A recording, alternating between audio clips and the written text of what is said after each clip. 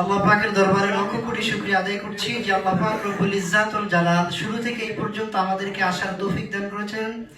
এজন্য মহান রব্বে কারিমের আলিশান দরওয়াজায় কারিমত শুকর আদায় করে সবার জবানকে ছেড়ে দিই, উজাড় করি, কণ্ঠকে উজাড় করে দিই, বুলন্দ কণ্ঠে সবাই কারিমত শুকর আদায় করে পড়ি আলহামদুলিল্লাহ। ওদেরকে ডাক দিন এসে দ্রুত। قال الله جل جلاله في كلامه المجيد عن التقوى يا أيها الذين آمنوا اتقوا الله حق تقاته ولا تموتن إلا وأنتم مسلمون. وقال النبي صلى الله عليه وسلم تركت فيكم أمرين لن تضلوا ما تمسكتم بهما كتاب الله وسنة رسول صدق الله العظيم. আল্লাহ পাকের দরবারে লক্ষ কোটি শুকরিয়া আদায় করছি যে আল্লাহ পাক রব্বুল ইজ্জাত ওয়াল জালাল আমাদেরকে সুস্থ শরীরে, সুস্থ মস্তিষ্কে এখানে বসার, কিছু কথা বলার, গজল, কোরআন তেলাওয়াত, হামদ, নাতে রাসূল সাল্লাল্লাহু আলাইহি ওয়াসাল্লাম সহ কবিতা যা কিছু আবৃত্তি বলা হয়েছে সেই তৌফিক একজন দান করেছেন, তিনি কে? আল্লাহ। সে মহান মুনিবের আলিশান দরওয়াজায় আবার কালিমাতুশ শুকর আদায় করে পড়ি আলহামদুলিল্লাহ। সময় একেবারে স্বল্প, আমার কথাও করে ফেলতে হবে অল্প, যেহেতু সময় একেবারে কম। সম্মানিত সুধী, আমি তিনটা বিষয় নিয়ে কথা বলবো, পাশাপাশি আনুষঙ্গিক কিছু কথা বলবো ইনশাআল্লাহ খুবই কম সময়ের মধ্যে। প্রথম কথা হচ্ছে, এই পৃথিবীতে চলতে হলে তিনটা জিনিস তোমরা সাথে নিয়ে চলবা। কয়টা? তিনটা জিনিস সাথে নিয়ে চলবা। তো রব্বুল ইজ্জাত ওয়াল জালালের আসমান থেকে আসমানি রহমত তোমাকে সালাম দেবে বারবার। সে সালাম পাওয়ার জন্য তোমাকে তিনটা জিনিস মাথায় রেখে চলতে হবে। কয়টা জিনিস? ফার্স্ট অফ অল, এক নাম্বার হচ্ছে তাকওয়া। এক নাম্বার কি? যে ব্যক্তির মধ্যে আল্লাহ পাকের ভয় থাকবে সে ব্যক্তিকে এই জমিনের মধ্যে কোনো মানুষ তাকে, কোনো ভয়, কোনো কিছু তাকে পরাভূত করতে পারবে না ইনশাআল্লাহ। আল্লাহ পাককে ভয় করার কথা কোরআনের অসংখ্য অগণিত আয়াতের মধ্যে আল্লাহ সুবহানাহু ওয়া তাআলা বলেছেন। আমি কিছু সামারাত নিয়ে কথা বলবো। যে ব্যক্তি আল্লাহকে ভয় করবে, ও মাইয়াত্তাকিল্লাহ ইয়াজআল লাহু মিন আমরিহি ইউসরা, এই জমিনের মধ্যে এবং জমিন থেকে যখন বান্দা চলে যাবে দুনিয়া এবং আখিরাতের মধ্যে আল্লাহ সুবহানাহু ওয়া তাআলা তার সমস্ত কাজগুলো সহজ করে দিবেন। সুবহানাল্লাহ। তাহলে এক নাম্বার হচ্ছে আল্লাহকে ভয় করতে হবে। ওয়া মাইয়াত্তাকিল্লাহ ইয়াজআল লাহু মাখরাজা, যে ব্যক্তি আল্লাহ সুবহানাহু ওয়া তাআলাকে ভয় করবে আল্লাহ তাআলা তাকে সমস্ত বন্ধ দরওয়াজাকে তার জন্য খুলে দিবেন। সুবহানাল্লাহ। এই কারণে আল্লাহ পাককে ভয় করে আমাদের চলতে হবে। আল্লাহ পাকের ভয়টা কি? ভয়ের মূল স্লোগান হচ্ছে গুনাহের কাছ থেকে নিজেকে বাঁচিয়ে রাখা। ভয়ের মূল স্লোগান হচ্ছে সব ক্ষেত্রে, সর্ব অবস্থায়, সব স্থানকে একজনকে ভয় করতে হবে, তিনি কে? আল্লাহ। এই জমিনের মধ্যে আমরা চলার জন্য, আমাদের পূর্বের গুনাহগুলা ক্ষমা করার জন্য আমাদের একটা মেডিসিন আল্লাহ পাক দান করেছেন। সেই মেডিসিনটার নাম কি বলতে পারবা? তাওবা। যে বান্দা তাওবা করবে খালিসান লিওয়াজহিল্লাহ, তার পূর্ববর্তী গুনাহসমূহ ক্ষমা হয়ে যাবে। আর আগাম জীবন, সামন জীবন চলার জন্য তাকে আরেকটা মেডিসিন নিয়ে চলতে হবে। সেই মেডিসিনের নাম হচ্ছে তাকওয়া। এই তাকওয়া নিয়ে তোমাদের চলতে হবে। দুই নাম্বার যে মেডিসিন, এটা হচ্ছে এক নাম্বার ফর্মুলা।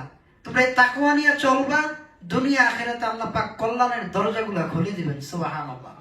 দুই নাম্বার যে ফর্মুলাটা বলবো আমি, সেটা হচ্ছে ইত্তিবাউন নবী সাল্লাল্লাহু আলাইহি ওয়াসাল্লামের মুহাব্বত। নবী করিম সাল্লাল্লাহু আলাইহি ওয়াসাল্লামের অনুসরণ করা এবং মুহাব্বত।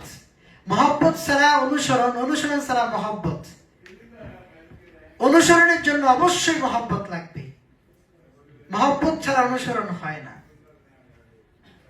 হাত্তা আকুনা হাব্বা ইলাইহি মিন ওয়ালিদিহি ওয়া ওয়ালাদিহি ওয়ান নাসি আজমাইন। ব্যাখ্যা তোমরা পড়ে নিবা, তোমরা অর্থ তরজমা জেনে নিবা। অনেকেই জানো হয়তো, আমি সেদিকে যাচ্ছি না।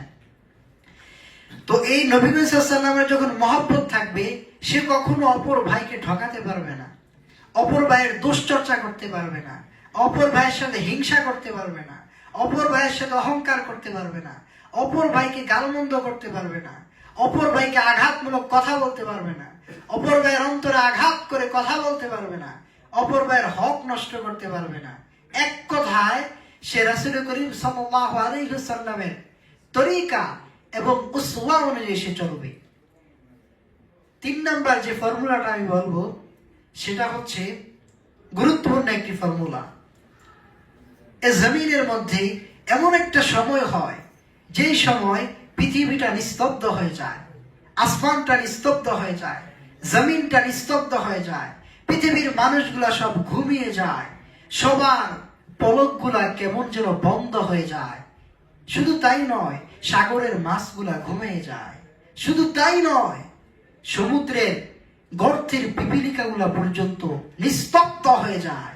শুধু তাই নয়, এমন একটা নিস্তব্ধ অবস্থা এই জমিনের মধ্যে যত মানুষের হালত অবস্থা আছে, সবার হালত কাজ কর্ম সবকিছু বন্ধ হয়ে যায়। শুধু একজনের দরজা অল টাইম খোলা থাকে, তিনি কে? এই সময় বান্দা রবের সামনে দাঁড়ায়া তাহাজ্জুদের নামাজ আদায় করবে, যে কাজটার মাধ্যমে সে আত্মশুদ্ধি অর্জন করতে পারবে। সুবহানাল্লাহ। আমি শুধু একটু কথা বলবো, যে ব্যক্তি তাহাজ্জুদ পড়বে আল্লাহ সুবহানাহু ওয়া তাআলা তাকে 4টা নিয়ামত দান করবেন। কয়টা? 1 নাম্বার হচ্ছে অহুয়া কুরবাতুল লাকুম, আল্লাহ পাকের পেয়ারা বানিয়ে দিবেন। রব্বুল আলামিনের পেয়ারা হওয়ার জন্য অবশ্যই তাহাজ্জুদ আদায় করতে হবে। এমন কোন নবী নাই যিনি তাহাজ্জুদ পড়েন নাই, এমন কোন সাহাবী নাই যারা তাহাজ্জুদ পড়ে নাই, এমন কোন ওলি হতে পারে না, এমন কোন বুজুর্গ হতে পারে না, এমন কোন দামি ব্যক্তি দামি হতে পারে না যতক্ষণ না পর্যন্ত সেই রবের সামনে গভীর রজনীতে রবের সাথে কথা না বলেছে। রবের সাথে কথা বলার শ্রেষ্ঠ মাধ্যম হচ্ছে তিলাওয়াতুল কোরআন। সুবহানাল্লাহ। 1 নাম্বার হচ্ছে তাহাজ্জুদ পড়লে আল্লাহ পাকের পেয়ারা হওয়া যায়। সংক্ষেপে আমি বলতেছি। 2 নাম্বার হচ্ছে মুকাফফারাতুল লিসাইয়্যাত, তার পূর্বের পাপ রাশি সমূহ আল্লাহ পাক ক্ষমা করে দিবেন। 3 নাম্বার হচ্ছে যে বান্দা তাহাজ্জুদ পড়বে ও মানহাতু আনিল ইসমি, আল্লাহ তাআলা কুদরতি জিম্মায় ওই বান্দাকে, তাহাজ্জুদ পড়নেওয়ালা বান্দাকে গুনাহ থেকে বাঁচায় রাখবেন। সুবহানাল্লাহ। 4 নাম্বার হচ্ছে খুবই গুরুত্বপূর্ণ, এটা হচ্ছে দুনিয়ার ক্ষেত্রে, সেটা হচ্ছে ওমাতরাদাতুল লিদ্দাই আনিল জিসমি, শরীরের যে অসুস্থতা আছে, রোগ ব্যাধি আছে, সেই রোগ ব্যাধি থেকে বান্দাকে আল্লাহ পাক হেফাজত করবেন। ক্যান্সার, অনেক বড় বড় রোগ, অসুস্থতা, এত বিশাল রোগ প্রকাশ করা যায় না, এমন রোগ প্রকাশ করতে পারে না। তাহাজ্জুদ পড়ার কারণে আল্লাহ পাক এই মহান রোগ থেকে তাকে পরিত্রাণ করে দিয়েছেন। সুবহানাল্লাহ। আল্লাহ পাক আমাদেরকে তাহাজ্জুদ পড়ার তৌফিক দান করুন। 3টা কথা আমি বলছি। 1 নাম্বার তাকওয়া, রাসূল সাল্লাল্লাহু আলাইহি অনুসরণ, মহব্বত। 3 নাম্বার তাহাজ্জুদ। এখন কিছু বিক্ষিপ্ত কথা বলবো। এই জমিনের মধ্যে চলার জন্য তুমি যদি বড় হতে চাও, বড়দের কদমে নিজেকে তুমি বিলীন করে দিতে হবে। আল্লামা জালালউদ্দিন রুমি রহমতুল্লাহি আলাইহি বলেছেন, আমি যদি শাইখ তিবরিজির কাছে না যেতাম, আমি জালালউদ্দিন রুমি হতে পারতাম না। যারা নিজেকে বড় করেছে তারা বড়দের কদমে নিজেকে বিলীন করে দিয়েছে। মানুষের মর্যাদা বাড়ে কিছু কারণে, আবার মর্যাদা কমে যায় কিছু কারণে। যে বান্দা বড়দেরকে সম্মান করে, শ্রদ্ধা করে, ছোটদেরকে স্নেহ করে, নবী তাদেরকে আপন উম্মত বলে আঁকড়ায় আনেন। সুবহানাল্লাহ। কিন্তু যারা ব্যতিক্রম করে, নবী বলেন তারা আমার উম্মতের অন্তর্ভুক্ত নয়। স্পষ্ট তিরমিজি শরীফের হাদিস। এটা ধমক দেওয়া হয়েছে। তুমি কেমন হবা?